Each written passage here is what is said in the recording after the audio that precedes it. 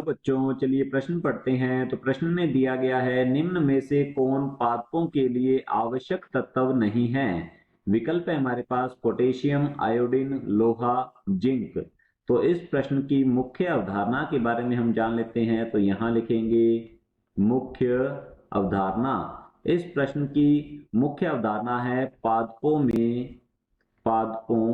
में खनिज पादपों में खनिज पोषण।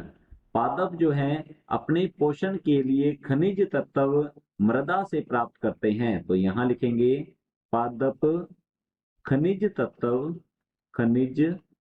तत्वों को मृदा से मृदा से आयनों के रूप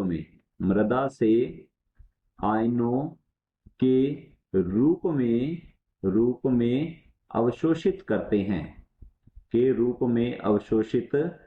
करते हैं। यदि पादपों की बात की जाए तो कुल 17 पोषक तत्व जो है खनिज तत्व, ये अनिवार्य पोषक तत्व होते हैं। तो यहाँ हम लिखते हैं अनिवार्य खनिज तत्व या पोषक तत्व जो है ये होते हैं कुल 17 प्रकार के। तो 17 खनिज तत्व या पोषक तत्व अनिवार्य होते हैं। तो इन्हें दो भागों में बांटा गया है। दो भाग हैं इनके, जैसे कि है वृहद पोषक तत्व। तो यहाँ लिखेंगे वृहद या वृहत पोषक तत्व। और दूसरे प्रकार के होते हैं, ये हैं सूक्ष्म या लघु पोषक तत्व। तो लिखेंगे इन्हें सूक्ष्म पोषक तत्व।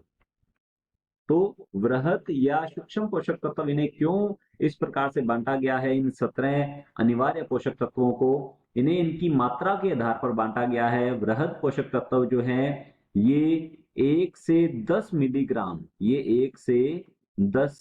मिलीग्राम की मात्रा में पाए जाते हैं प्रति ग्राम शुष्क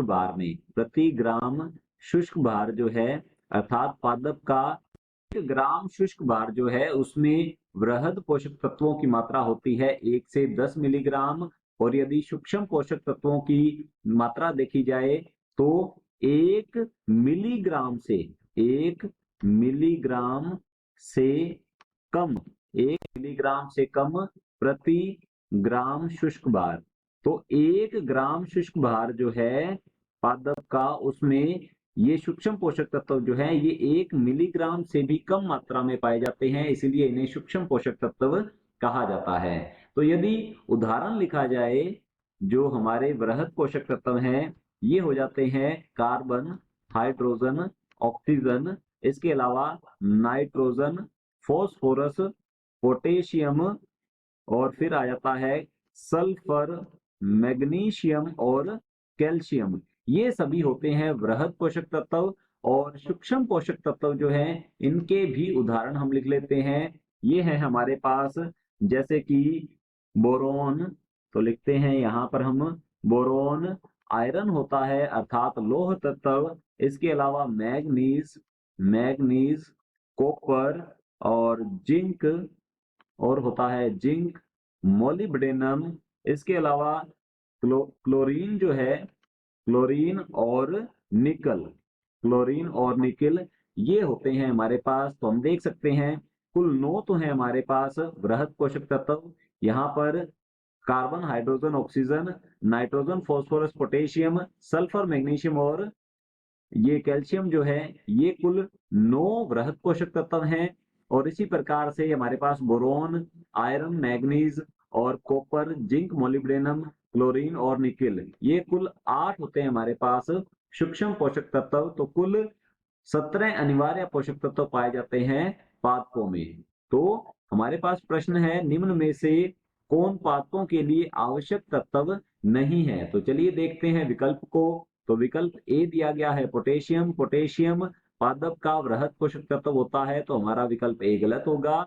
बी दिया गया है आयोडीन, तो हमारा विकल्प बी बिल्कुल सही उत्तर है।